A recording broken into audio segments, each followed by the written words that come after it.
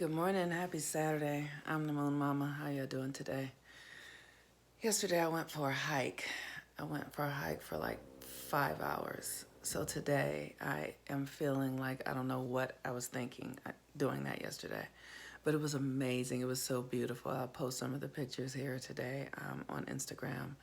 Just the trees, the cedars, were just profound. I'm telling you, this earth is amazing. One of the things we were in the forest, and the thing that I kept noticing, I was like, every tree is different. There were countless trees. Like, there were trees for mountains, like trees upon trees, and every single one of them was different. And it was so fascinating to recognize that, and then to realize that that's the same that's true about us. Every single one of us are different. And the trees are able to exist and coexist together for hundreds and hundreds of years, probably thousands of years. It's just such a powerful thing. Anyway, so today is a Saturn day, and Saturn is currently in Aquarius at 1 degree of Aquarius, and it's retrograde. So Saturn is the energy of our structure, our internal structure, our discipline. How do we discipline ourselves? It's cause and effect. It's understanding that what we put out is going to come back. So that's layered, right? That's what we do out in the world we're creating a karmic, energetic, boomerang. And then also it is this, how we discipline ourselves will show up. So, it's like you go to school to study a certain thing and then you become the thing that you studied, right? There's a discipline, a practice, time put in, structures created, study, work, all of that, and then that pays off in some way, right? That's karma. All of it is karma. Also, karma is something if you do something if you put something out, it's going to come back. That's maybe a negative cause and effect. So if you speak negatively about something, then you get a negative experience in return. I was at the beach. I work with, being able to bend the elements. And I think I may have mentioned this on another video. I've been talking about it with friends. But I was at the beach and it was cold. It was not warm enough. And so I had a vision of the sun heating up. And within a few minutes, it heated up. And I felt warmer. And then the wind was blowing, and I wanted the wind to stop blowing because it was picking up the sand and making a bit of a sandstorm. And so I wanted the wind to stop blowing. And so what I said, I put my hands into the sand and I said, stop blowing. And it picked up and it continued to blow, and blew so much that everybody left the beach. That we had to leave, and I was noticing everybody else getting up to leave as well. And I sat down with my higher self and I asked, what did I do?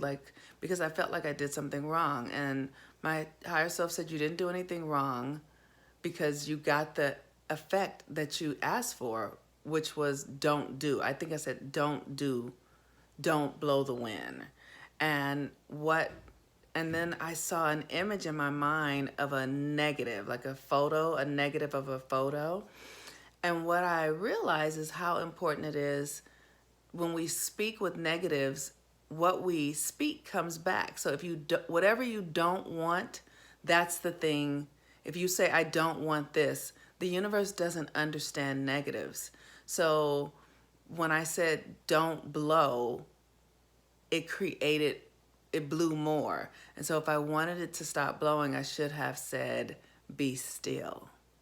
And it reminded me of when Jesus was walking on the water, he said, peace be still. And so when we want something to stop, to come to stillness, we have to really understand the language that we're using. And because everything is cause and effect, everything is karma. So when we're putting out, I don't want this, or I don't like this, whatever it is you don't like, whatever it is you don't want, you're going to get more of it, because that's how karma works. You have to be able to anchor your energy in the opposite frequency, right? So if it's chaos, you want to anchor your energy in stillness. If there's confusion, you want to anchor your energy in clarity. If there's fear, you want to anchor your energy in love. You know, it's that kind of thing. And so that is how that's how this cause and effect thing works. It's not the universe does not understand negatives. It only speaks in statements of fact. And so if you put a negative in your creation, you're going to get the thing you don't desire and not the thing that you do. And so that's how Saturn works. And so Saturn in Aquarius is an energy that is asking you to be true to your identity and know yourself in a deep way, because Aquarius is this energy of, it's the wisdom person, it's the wise one, it's the rebel, it doesn't conform. Like it's this energy that has nothing to do with conformity, that is about being your complete, unique, individual self. And then being able to be that in the midst of friends, you know, with community, but being true to yourself, not blending in, and holding your unique identity, and everyone holding their unique identity. And so Saturn in Aquarius asks, who are you? Who are you at your core? And one of the things that we're seeing in our country right now is that our identity structures are coming undone because we have not been living in integrity with who we truly are. We've created this this false identity that is not, that goes against nature, that goes against natural cycles, that goes against truth.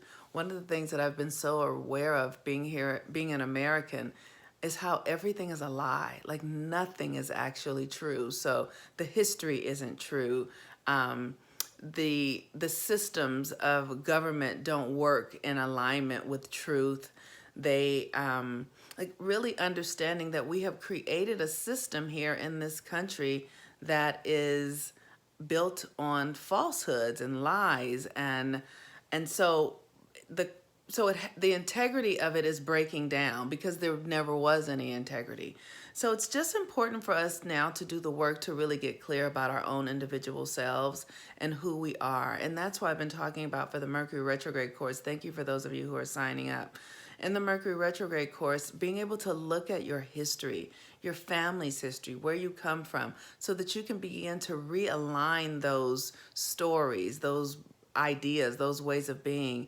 And the way to realign them is by looking at them closely, not from a space of judgment, not from a space of guilt or shame, though that is a part of the healing process. Understanding that there has been a great injustice that has occurred in this nation, not just for Black people, but for Native Americans or natives, you know, the tribes that were here before Columbus or whomever got here, and captives arrived here. There is, and those energies don't go away. Like we live our lives as if we can just do things and there's no karma, there's no cause and effect, but that is not the case. Everything has a cause and effect, and it might take 100 years, it might take 100 days, it might take 2 hours, or it might take 500 years, but everything has a cause and effect. And so it's important for us to begin to reconcile those things, looking back in our families, whether it's whether you come from a family that's white or Italian or English or French or whatever, or African, or, you know, from Africa somewhere, or natives here. It's important for us to look at what we've created and what we've bought into and what we've supported, and begin to change that internally, because our karma is something that we cannot escape. You cannot escape your energetic karma. You can outgrow it, you can transmute it, and that is what you're to do. And that's power, to be able to transmute karma and transmute energies, and then grow, like you evolve from that. So the moon today is void much of the day in Pisces, until like 2 o'clock this evening. Then the moon will go into Aries. The moon in Pisces is the collective subconscious. Yesterday somebody mentioned it and I really appreciate it. Sometimes I don't see the Pisces that way because I have a Pisces rising, and so it's not very subconscious for me as conscious. But for me, Pisces is our collective consciousness. It's how we behave together. But it also is the subconscious. It's what we don't know. It's the fact that many of us don't understand that we've been living in a racist society and culture, but that's a subconscious thing that's going on. It's the way we cut ourselves off from our shadows and sort of polarize the energy, and that's what's going on in this nation. We've so polarized our energies so that we are unaware of, we keep secrets and there's so many lies and so much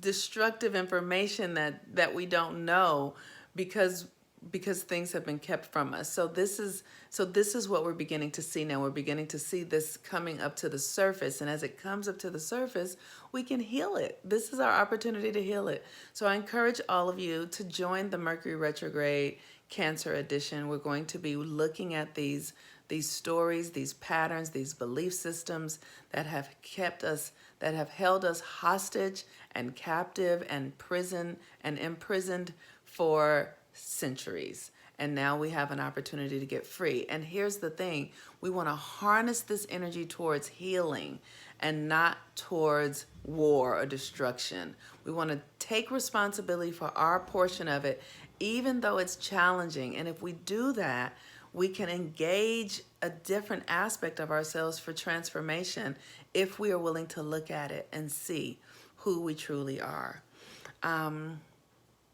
And so I just want to thank you all. And you can look at the courses here or send me a private message and I'll do my best to get back with you. But today is a great day to really just look at who we've been up to now and begin to see.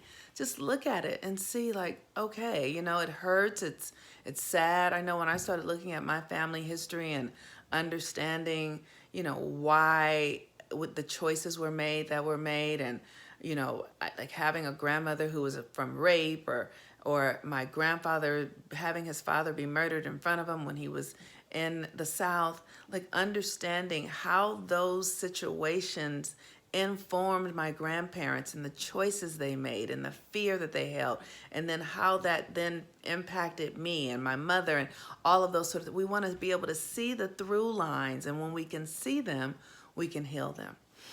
Okay, that is all I have today. I'm actually quite tired from the trip that I took yesterday.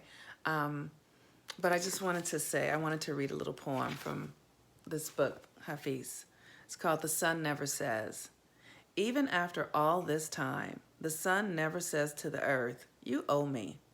Look what has happened.